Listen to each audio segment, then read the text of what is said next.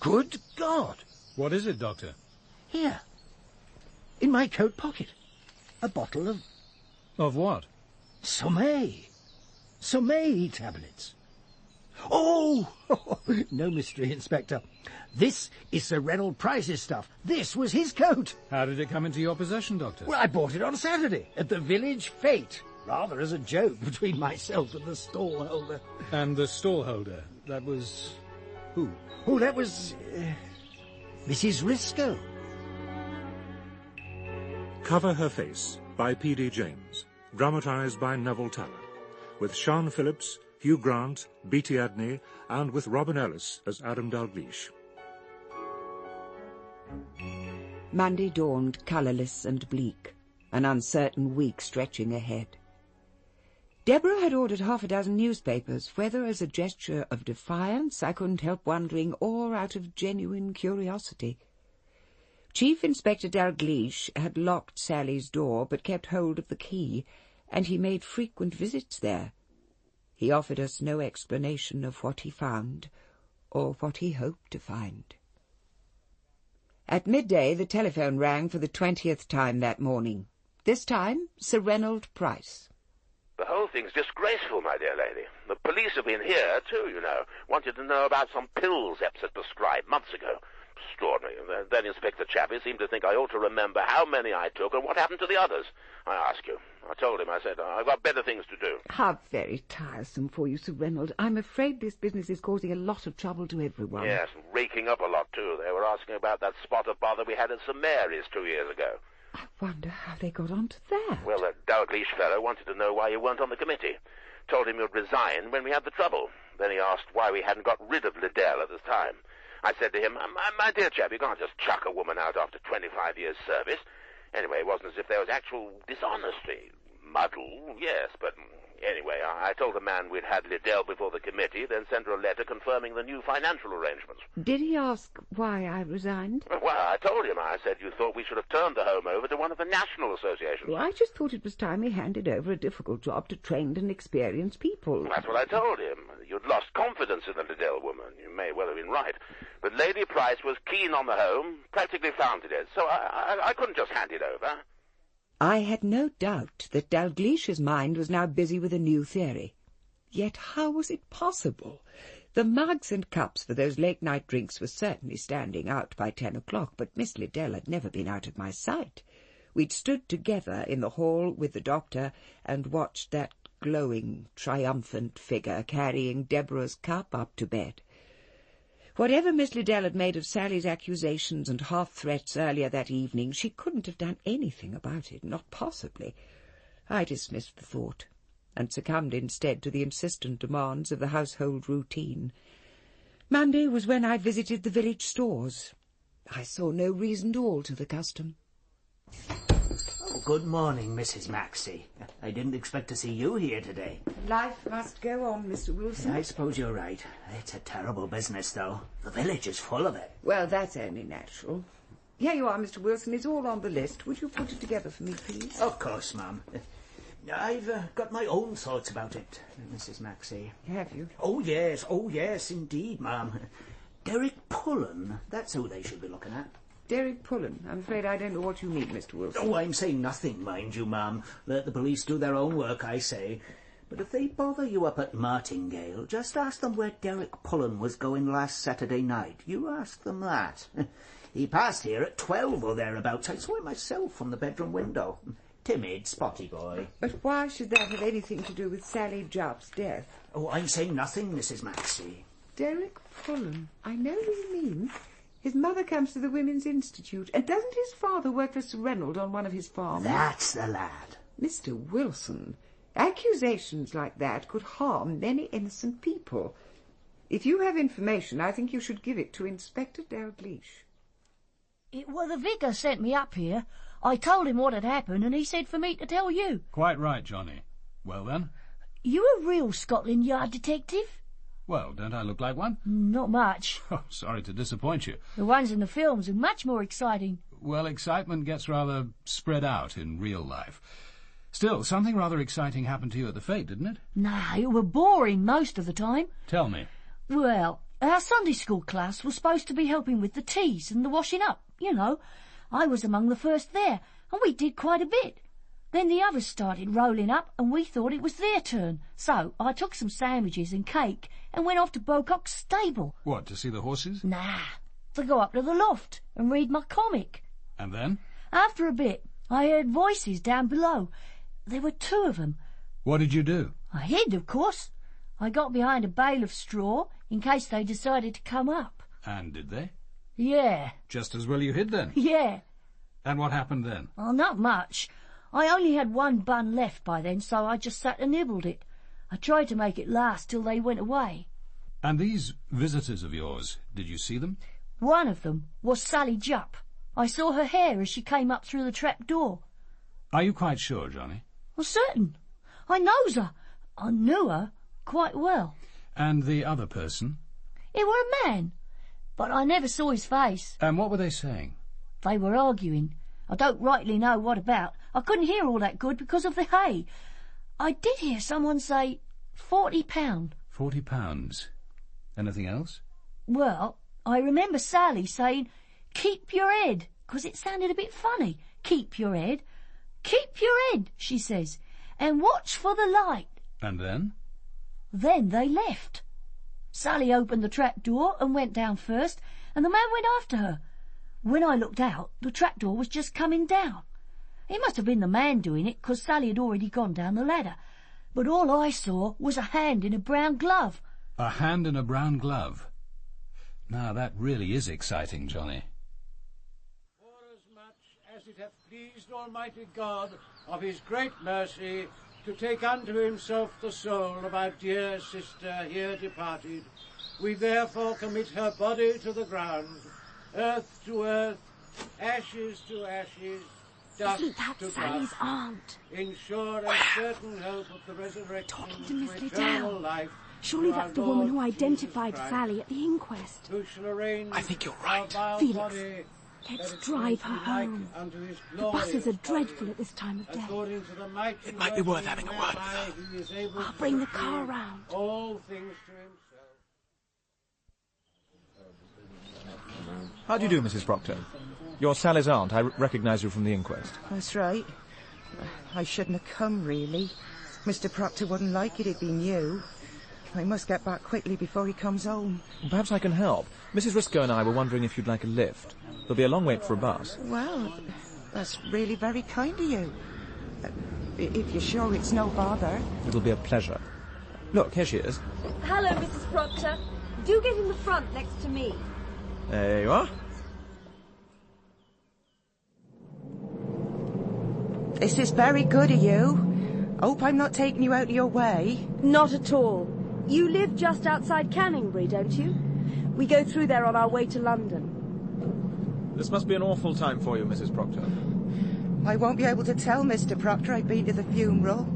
She's made her own bed, let her lie on it, that's what he says. You can't blame him. We treated her and Beryl just the same, as if they were sisters. There was never any difference between them, never. I'm sure there wasn't, Mrs. Proctor. Never. We brought her up decently. Wasn't always easy. She wasn't an easy child. Well, I used to think it was the bombing, but Mr. Proctor, he wouldn't have that, even though it was a V1 that did for her mum and dad. Other kids came through the war all right, used to say. So that's how you came to bring her up? Well, there wasn't anyone else, really. Poor little mite. Until she was 10, she was the only child. Then Beryl came along.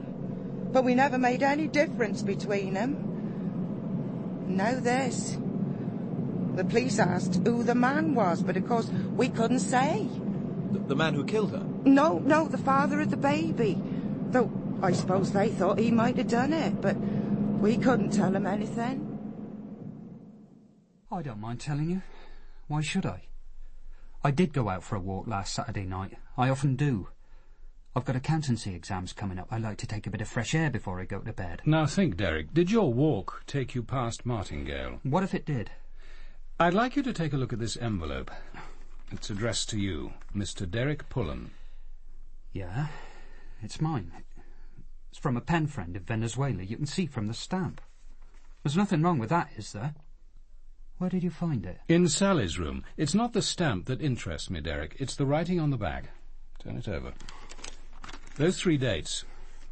Is that your writing? Yeah. What do they mean? Well, about a month ago, she asked when I could meet her.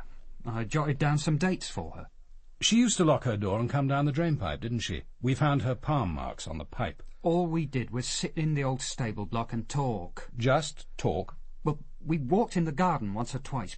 We didn't make love, if that's what you was thinking. I suppose all policemen have dirty minds, but she wasn't like that. What was she like? Well, I think she was lonely. She missed the other girls at St. Mary's. She was a wonderful mimic. I could almost hear Miss Liddell talking. That day she went up to London. You looked after the baby, didn't you? Yeah, that's right. I took a day's leave from the office. It was all above board. But she could have left him at Martingale. Mrs. Bultituff would have looked after him. Why all the secrecy? Well, Sally liked it that way. She liked things to be secret. I think that was half the thrill in sneaking out at night. Those glasses, Derek, they aren't your normal ones, are they? What happened to the ones you usually wear? I lost them. That is, I broke them. I'm having them mended. Did you break them at the time you got that bruise over your eye? Yeah, I knocked into a tree. Did you just? The trees round here seem particularly hazardous. Dr. Maxey grazed his knuckle on one, I'm told. Could it have been the same tree, I wonder? I suppose the police asked a lot of questions about where you were on Saturday night, Mrs. Proctor. Oh, I told them. I was at home with Beryl. I remembered all about Saturday, all right. It was a funny day, really. It started so oddly. Well, Miss Liddell phoned us in the morning to talk to Mr. Proctor. Beryl answered, but Miss Liddell hadn't been in touch with us for months, not since Sally took her new job. I expect the police asked Mr. Proctor where he was on Saturday night. We weren't likely to forget. That was the night he had his accident. He wasn't home till 12 and he was in a proper state. His lip all swollen and the cycle bent. He'd lost his watch too. Good heavens! How did it happen? He came off at the bottom of a hill, somewhere Finchworthy way. He was coming down fast and someone had left broken glass in the road. Of course it ripped up the front tyre. Landed in a ditch, he did. Might have been killed. Must have been terribly worrying to see him in that state. Oh, it was. I'd been worried anyway, he was so late. 11:30, I'd gone to bed. I must have slept a little, but I got up when I heard him. It was midnight already. His face looked awful, streaked with blood. Oh, dear. And he was shaking all over. Poor chap. Well, I made him a cup of tea while he had a bath. It must have been 12:30 before we were in bed. He's still shaken up by it even now. I bet he is. And then to have the police arriving next day to tell us about Sally. No, we shan't forget that night, Nari, I can tell you. Only one thing, Martin. I can think of half a dozen oddities in this case. Soda? Oh, no, not for me, sir. Quite right, too. The only way to savour a malt, or any other whiskey if come to that, is to take it neat. Thank you. Well, what do you think? Oh, it's very good indeed, sir. It's most unusual. The case, Martin. Oh. Tell me, what is it that struck you as particularly odd? Well, it's why Dr. Maxey went to all the trouble of fetching Mr. Hearn to help him with a ladder. It isn't very heavy. The quickest way to the stable block would have been down the back stairs. Instead of that, Maxey goes off to find Hearn. It's almost as if he wanted a witness to the discovery of the body. That's certainly a possibility. Oh, Sam Bocock did confirm Dr. Maxey's story to some extent. No, Sam Bocock would confirm anything the Maxeys said. You heard him. They're good people up at the house. He'd maintain that at the judgment seat. I thought him honest, sir. Of course you did, Martin. You're a countryman. I'd have liked him better if he hadn't looked at me with that half-pitying expression you sometimes see on old country folk. No doubt with your background you can explain it. I wouldn't try, sir. Just as well. I don't think I'd like the explanation. No, we're not likely to get anything very helpful from Bocock. Well, we got something, sir. Remember he told us he'd seen young Johnny Wilcox slipping out the tea tent at about 4:10.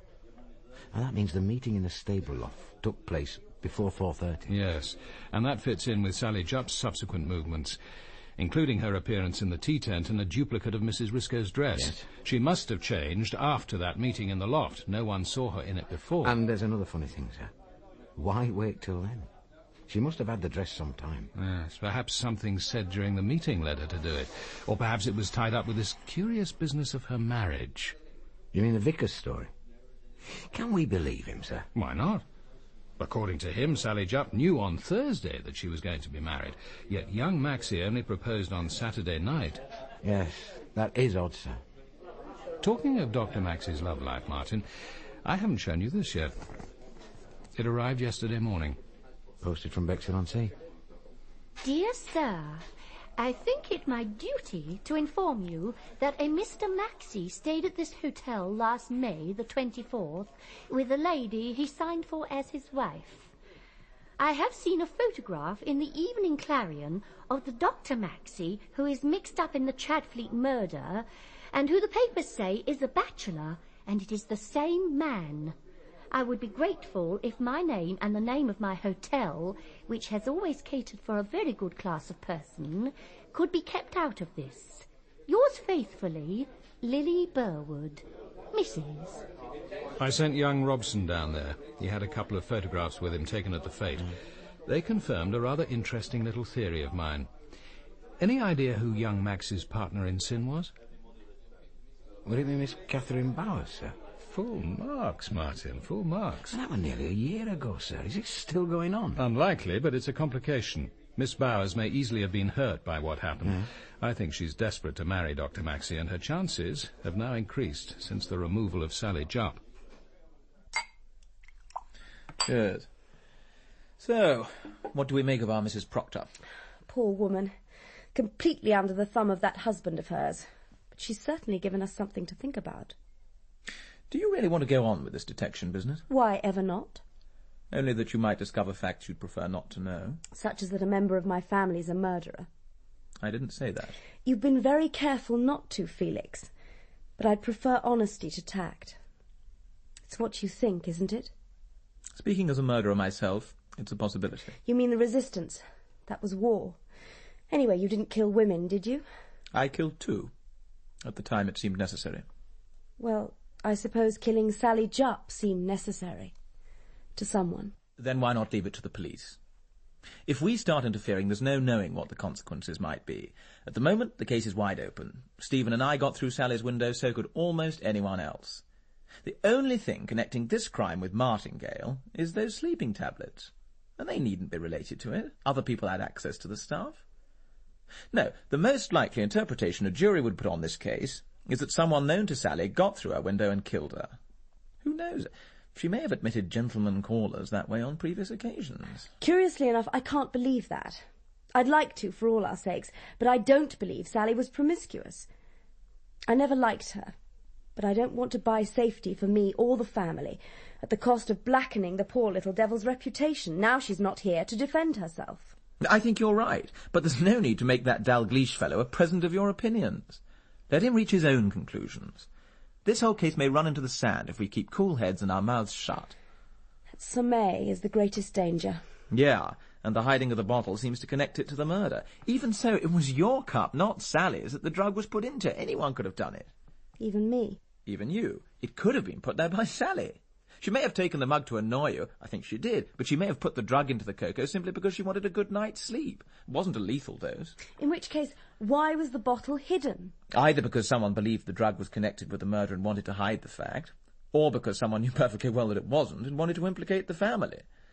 You in particular, since your stake was used to mark the hiding place. There's a pleasant thought for you. Felix, if they never solve this crime, can you really imagine us living on, happily at Martingale?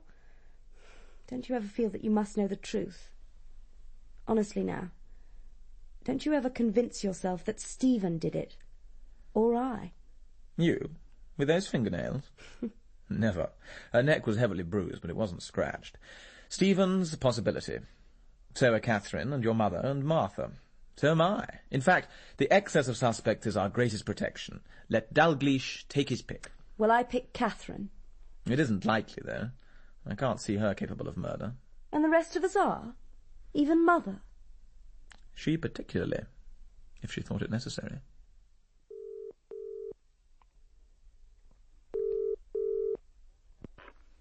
Hello? Is that Mrs. Proctor? Yes. Yes, it is. This is Stephen Maxey speaking. Hello? Are you still there? Yes. Yes, I'm here. Mrs. Proctor, would you rather not talk to me? Shall I speak to your husband? No, there's no need for that. Mr. Proctor doesn't want to talk about Sally. What do you want? It's quite simple, really, Mrs. Proctor. I'd like to know where Sally was working when she became pregnant.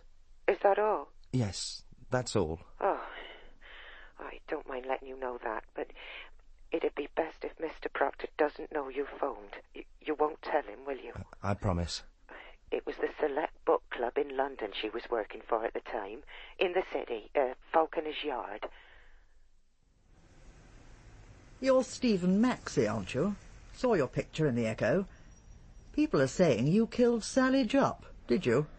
No, I did not, Miss Malpas, and neither did any member of my family. Well, that's reassuring. Now, what can I do for you?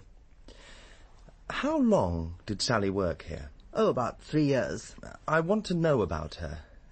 It's the child, really. Now he's without a mother, it seems important to find his father. You're meddling a bit, aren't you? Why not leave it to the police? They've been here on the same tack. The police have been here? Of course. What did you expect? Cheer up. You might beat them to it. Not that I can help much. I told the police all I know, but I could see it wasn't getting them very far. You couldn't suggest who the father might be? Not at all. We had no man on the premises at the time. Still don't. She certainly got herself pregnant while she was working here. But don't ask me how. What was she really like, Miss Malpas? You should know. You were in love with her. If I had been, I'd be the last person to know. But you weren't? I wanted to go to bed with her. Would you call that love? I suppose not.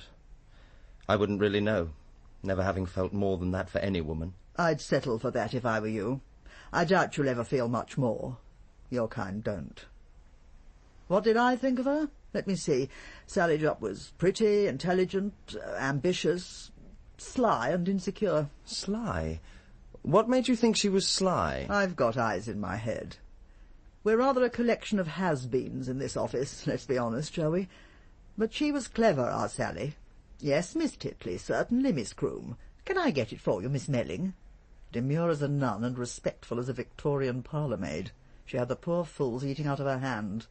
They bought her birthday and Christmas presents, and then they began vying with each other for her favours. In no time she had them in a tizzy of jealousy. It all played havoc with the work. What happened when Sally became pregnant? Nothing. No one knew. She left when she must have been about 4 months.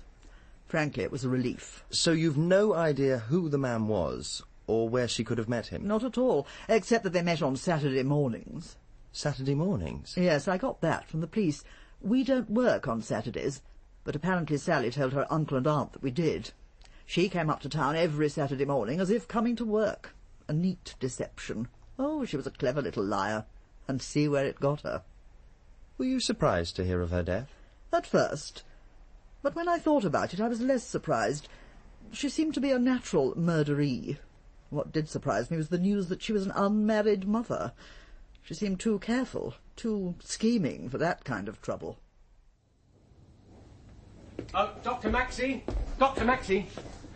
Hello, Collie, what's up? A message for you, Doctor, from a Miss Catherine Bowers. Please ring home. It's urgent. Stephen? Thank God you've rung.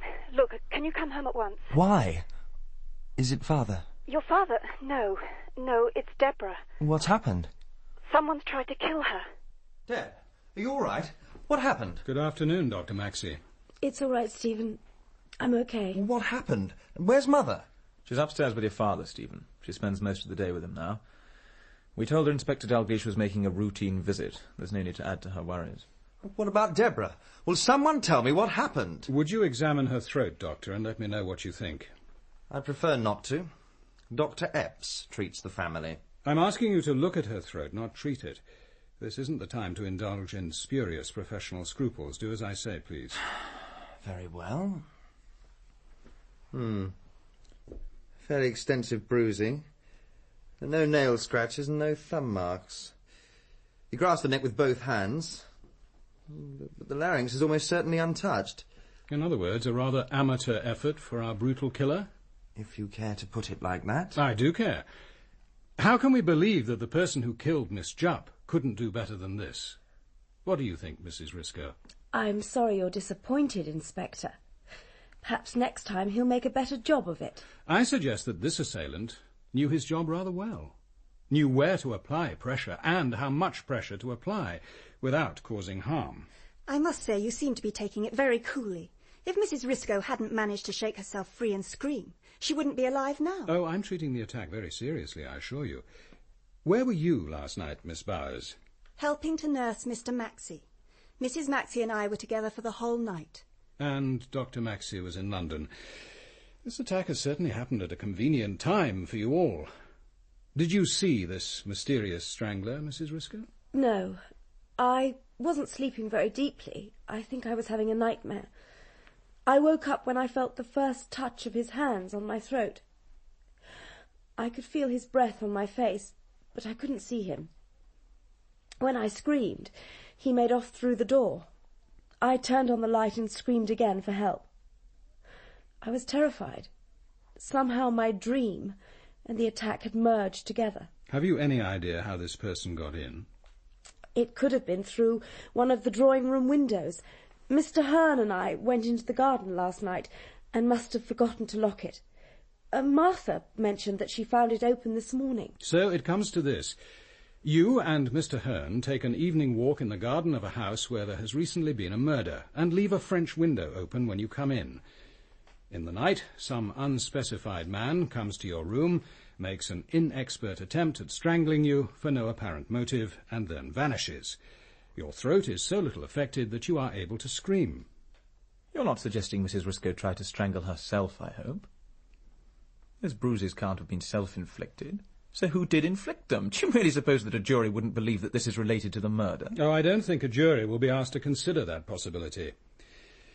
I've nearly completed my investigation into Miss Jupp's death. What happened last night has made no difference to my conclusions. I think it's time the matter was settled, and I propose to take a short cut. If Mrs. Maxey has no objection, I want to see you all together in this house at 8 o'clock tonight. Did you want something of me, Inspector? Mrs. Maxey, I should like to see everyone here at 8 o'clock this evening, please. Suddenly I sensed someone behind me in the doorway, and I turned. It was Martha. She stood white and shaking, her mouth opening and shutting soundlessly. The young man behind her stepped past into the room. He was very tall, over 6 feet, and his fair hair, cut short, was bleached by the sun. A rucksack was slung over his shoulder, and I noticed he carried a brand-new airline bag in one hand. He dominated the room with the power of his animal health and virility. It seems I've given your maid a bit of a shock. I'm sorry to butt in like this, but I guess Sally never told you about me. The name's James Ritchie. Sally will be expecting me. She never told me what sort of job she's got exactly, and I don't want to cause any inconvenience. But I've come to take her away. I'm her husband. In episode 3 of Cover Her Face by P.D. James, dramatised by Neville Teller, Robin Ellis played Dalgleish, Sean Phillips, Mrs. Maxey, Hugh Grant, Felix, Beatty Edney, Deborah, David Thorpe, Stephen, Una Beeson, Catherine, David Holt, Derek, Gilly Mears, Mrs. Proctor, Susan Sheridan, Johnny and Mrs. Burwood, Steve Hodson, Sergeant Martin, John Fleming, Wilson, Jonathan Adams, Sir Ranald, Linda Poland, Miss Malpass, John Church, the Reverend Hinks, and James Telfer, Ritchie. The director is Matthew Walters.